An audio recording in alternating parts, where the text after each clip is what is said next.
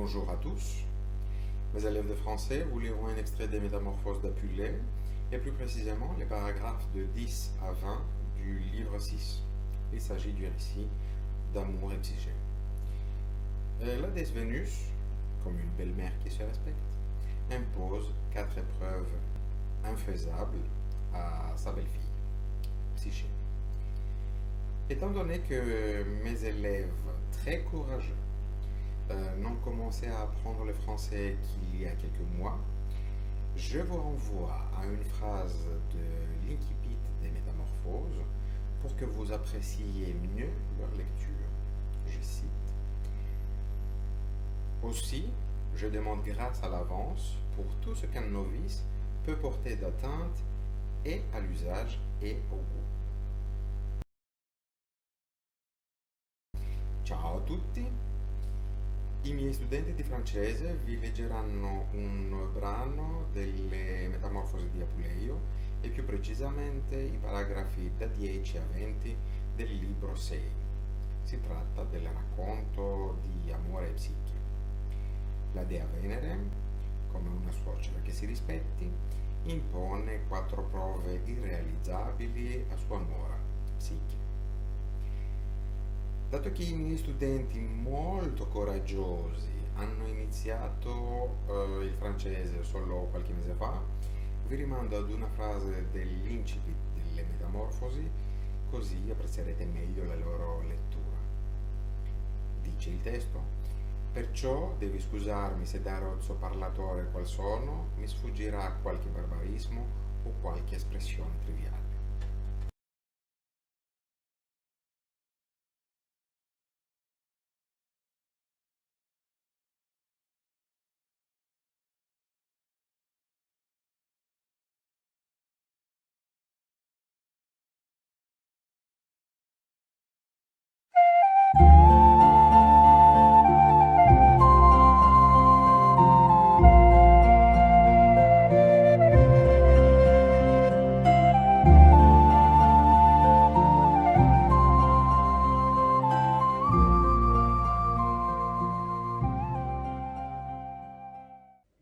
Tre, due, uno, azione.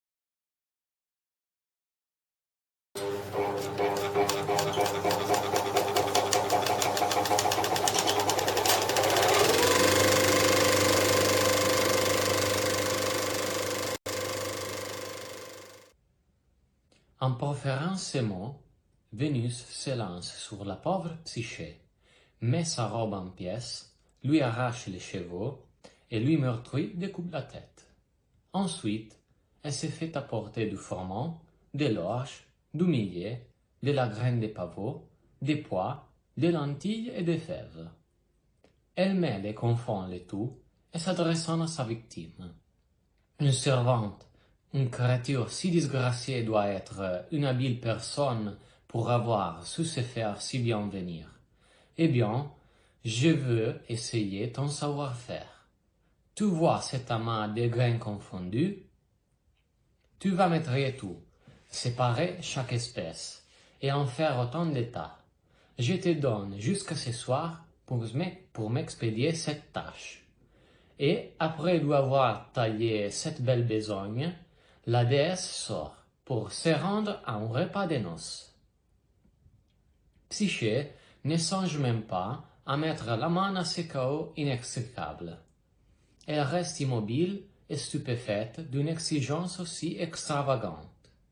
Alors la fourmi, chétive habitante des champs, qui pouvait si bien apprécier la difficulté d'une semblable tâche, prend en pitié l'épouse d'un dieu, qu'elle y voit impitoyablement condamnée. Tout indignée de cet acte de marâtre, elle court convoquer les bandes de fourmis de son quartier. Soyez compatissantes, filles alertes de la terre, vite au travail. Une femme aimable, l'épouse de l'amour, a besoin de vos bons offices. Aussitôt, l'agent aux 1000 pieds de se rouer, de s'étermousser par myriades. Et en clin d'œil, tout cet amas confus et divisé, classé par espèces, distribué en autant d'états distants, et zeste, tous les travailleurs ont disparu. Vers le soir, Vénus revient de la fête, échauffée par la rasade, arrosée de parfums et couverte de guirlandes de roses. Elle voit avec quel sang merveilleux la tâche a été remplie. « Ce n'est pas toi, coquine, a-t-elle crié, qui a fait cette besogne. J'y reconnais la main de celui à qui tu as trop plu, pour ton malheur et pour le sien. » Là-dessous, elle jette à Psyché un morceau de pain et va se mettre au lit. La char de l'horreur s'est montrée à peine, et Vénus a fait venir Psyché et lui a dit: « Vois-tu ce bois bordé dans toute sa longueur par un rivière dont les eaux sont déjà profondes, bien qu'encore voisines de leur source? Un brillant troupeau de brebis à la toison dorée y paix, sans gardien, à l'aventure. Il me faut à l'instant un flocon de leur laine précieuse. Va et fais en sorte de me les rapporter sans délai. » Psyché court, vole, non pour accomplir l'ordre de la déesse, mais pour mettre un terme à ces mots dans les eaux du fleuve. Or, voici que, de son lit même, un ver roseau, 2 organes d'harmonie, inspirés tout à coup par le vent qui l'agite et qui murmure, se met à prophétiser en ces termes. Pauvre Psyché, déjà si rudement éprouvée, garde-toi d'essuyer par ta mort la sainteté de mes ondes, et n'approche pas du formidable troupeau qui paît sur ces rivages. Tant que le soleil de midi darde ses rayons, ces brebis sont possédées d'une espèce de rage. Tu, mortel, alors, dois redouter les blessures de leurs cornes acérées, les chocs de leurs fronts de pierre et la morsure de leurs dents venimeuses. Mais, une fois que le méridien aura tempéré l'ardeur de l'astre du jour, que la brise de la rivière aura réfléchi les sangs de ces furieux animaux, tu pourras sans crainte gagner ces hauts platons, nourris des mêmes œufs que moi, et trouver sous son feuillage un surabri. Alors tu n'auras, pour te procurer de la laine d'or, qu'à secouer les branches des arbres aux ans, où elles s'attachent pour flocons.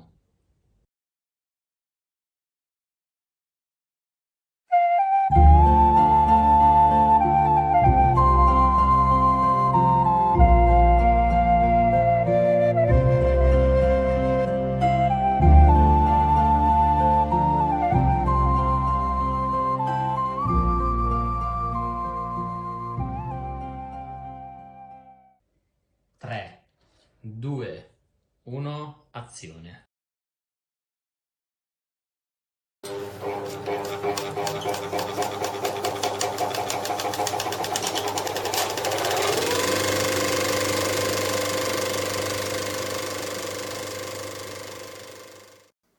Ainsi, le bon roseau faisait entendre à Psyché de salutaires conseils.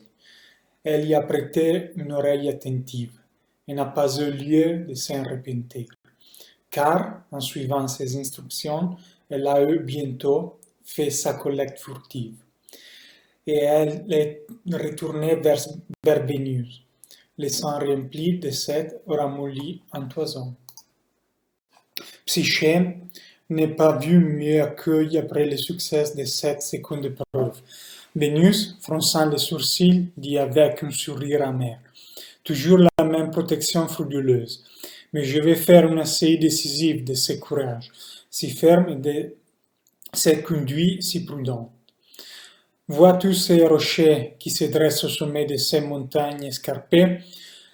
Là jaillit une source dont les eaux noirâtres recueillent d'abord dans les creux d'une vallon voisine, se répandent ensuite dans les marais du Styx et vont grossir les rocs en du Cocyte.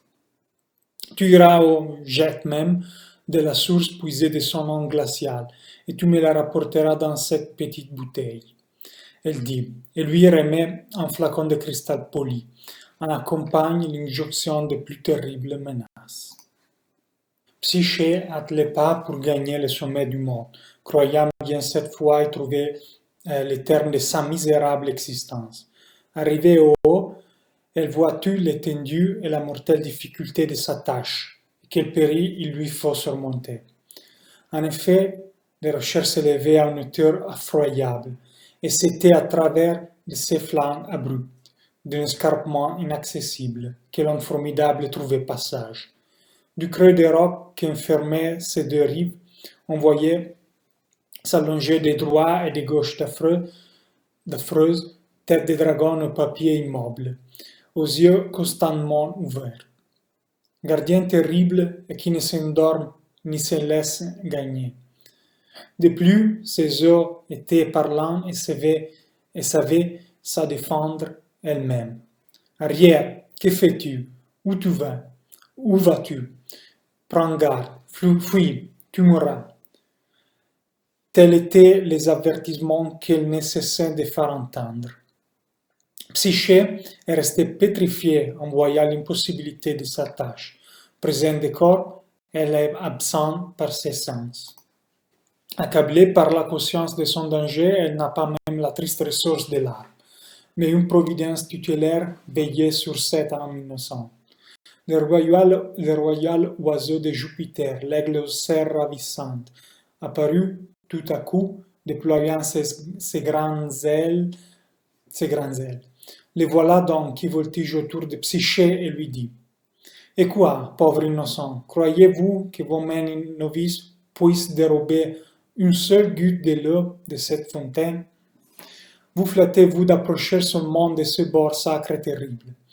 Ne savez-vous pas que les dieux, que Jupiter lui-même, ne les nomme qu'un tremble, qu'il jure par la majesté du Styx, comme vous autres mortels, vous jurez par la puissance de Dieu. Mais confiez-moi ce flacon, il dit, sans empare, et ne tarde pas à la rapporter plein, passant et repassant, majestueusement soutenu par le balancement de ses puissants ailes. Entre ces deux rangs de gueules béantes qui ne peuvent que montrer leurs dents terribles et darder sans en effet leur triple langue. L'homme s'irrite et lui crie: Loin d'ici, sacrilège! Mais il disait: C'est par l'ordre de Vénus, et ces mensonges a droit à lui servir aussi de passeport. Psyché reçoit avec joie les flacons si heureusement remplis, et les rapporte en toute hâte à Vénus. Mais rien n'apaise l'implacable déesse.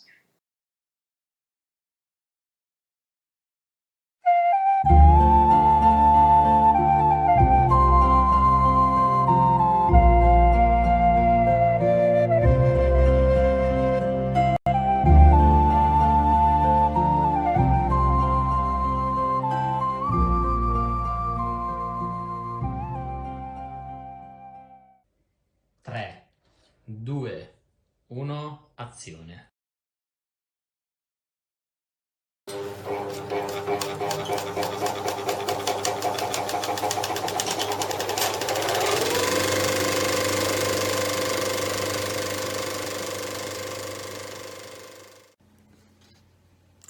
Avec un sourire sinistre et qui présage de nouvelles et plus périlleuses exigences, elle l'apostrophe et ces mots. Il faut que tu sois magicien et magicien des plus experts pour avoir mis si lancement de telles commissions afin. Mais voici, ma poulette, ce qu'il te faut encore faire pour moi. Prends cette boîte. Elle lui en a remis une au même instant, et va de ses pas aux enfers, au sombre ménage de Pluton. Tu présenteras la boîte à Proserpine, et tu lui diras, Venu demande un peu de votre beauté. Ce qu'il en faut pour un jour seulement, car toute sa provision s'est épuisée par la consommation qu'elle en a faite en servant de garde-malade à son fils. Va, et ne tarde pas à retourner, car je veux m'en servir avant de paraître au théâtre de l'Olympe. Psyché a cru recevoir le coup de grâce. Cette fois, l'ordre était clair, c'était tout simplement l'envoyer à la mort. Comment douter? On voulait que d'elle-même elle descende au Tartare et qu'elle visite les Mans sans plus tarder. Elle court vers une tour élevée avec l'intention de se participer du sommet. C'était souvent elle le meilleur et le plus court chemin pour aller aux enfers. Mais de la tour s'échappe tout à coup une voix. Quel est pauvre enfant, cette idée de se jeter ainsi la tête la première? Pourquoi reculer devant cette épreuve et vous sacrifier sans but? Votre âme, une fois séparée du corps, ira bien en effet au fond du Tartare, mais pour n'en plus revenir. Écoutez-moi. Lacédémon, cette noble cité de l'accueil, n'est pas loin. Elle touche au Ténard, où l'on n'arrive que par des sentiers peu connus. C'est un soupirail du sombre séjour de Pluton. Osez-vous vous engager dans sa bouche béante? Devant vous s'ouvrira une route où nulle part n'est laissée sa trace, et qui va vous conduire en ligne directe au palais de Lorcus. Mais il ne faut pas s'aventurer dans ces ténèbres les mains vides. Ayez à chaque main un gâteau de farine d'orge, pétri avec du miel, et à la bouche deux petites pièces de monnaie, vers la moitié du chemin infernal. Vous rencontrerez un âne boiteux, chargé de fagots. L'ânier, boiteux aussi, vous demandera de lui ramasser quelques brins de bois tombés de sa charge. Passez autre et ne répond mot. Bientôt, vous arrivez au fleuve de l'Ereb. Charon est là, exigeant son péage, car ce n'est qu'à prix d'argent qu'il passe les arrivants sur l'autre rive. Vous donnez à ces hideux vieillards, à titre de péage, une de vos deux pièces de monnaie. Il faut qu'il la prenne de sa main à votre bouche. En traversant cette onde stagnante, vous verrez flotter le corps d'un vieillard qui vous tendra semaine cadavéreuse, vous priant de les tirer à vous dans la barque. La compassion ne vous est pas permise, ne faites rien.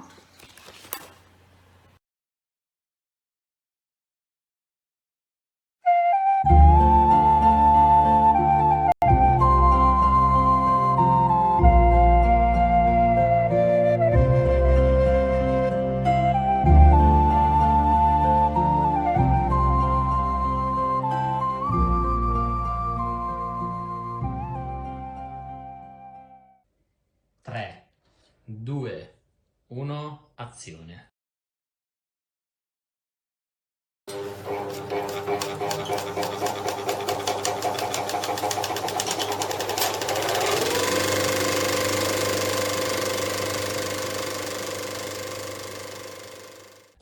Le fleuve franchi, vous rencontrerez à quelques pas de vieilles femmes occupées à faire de la toile et qui vous demanderont de mettre les mains. Ne vous avisez pas d'y toucher autant de pièges tendus par Vénus. Un énorme chien à 3 têtes, monstre formidable, épouvantable, sans cesse aboyant aux mains qui l'affraient sans leur pouvoir faire d'autre mal, jour et nuit, fait sentinelle ou noir vestibule de Proserpine. C'est le gardien du manoir infernal. Vous le ferez taire aisément en lui jetant un de vos gâteaux, et vous passerez autre. Vous pénétrerez ainsi jusqu'à Proserpine, qui vous fera le plus aimable accueil, vous engagera à vous asseoir et à prendre part à un somptueux festin. Mais ne vous essayez que par terre, et n'acceptez d'autres aliments que du pain noir. Vous exposerez ensuite l'objet de votre mission, et vous prendrez ce qu'elle vous donnera. Cela fait, retournez sur vos pas. Vous vous rejetterez encore la gueule du champ au prix de votre second gâteau. Vous repasserez la fleuve en livrant à l'avoir nettoyé votre autre pièce de monnaie. Vous reprendrez le chemin que vous aurez suivi en venant, et vous reverrez ainsi la voûte céleste. Mais sur toute chose, ne vous avisez pas d'ouvrir la boîte qui vous aura été confiée et de porter les yeux sur celle qu'elle renferme. Point de regard curieux sur ces trésors secrets de la beauté divine. Ainsi a parlé cette turque prévoyante, un véritable oracle. Psyché dirige aussitôt ses pas vers les ténards. Munie de ses 2 épaules et de ses 2 gâteaux, elle descend rapidement le sentier souterrain, passe sans mot dire devant l'arnière buiteux, dans le péage au nocher, reste sur de hautes instances du mort qui sornage, ne tient compte de l'appel insidieux des tisseuses et, après avoir endormi, en lui abandonnant son gâteau, l'arrache du gardien infernal. Elle pénètre dans les demeures de Proserpine. En vain, son hôtesse lui offre un siège douillet, des mets délicats. Elle persiste à s'asseoir à ses pieds sur la terre et n'accepte qu'un morceau du pain grossier. C'est en cette posture qu'elle s'acquitte du message de Vénus. La boîte au contenu mystérieux lui est remise hermétiquement close. Et, après avoir de nouveau fermé la gueule de la broyée avec le second gâteau, désintéressé les nochers avec le second bol, elle quitte les infernes plus gaillardement qu'elle n'y était descendue. Et elle le revoit et adore les blanches lumières des cieux.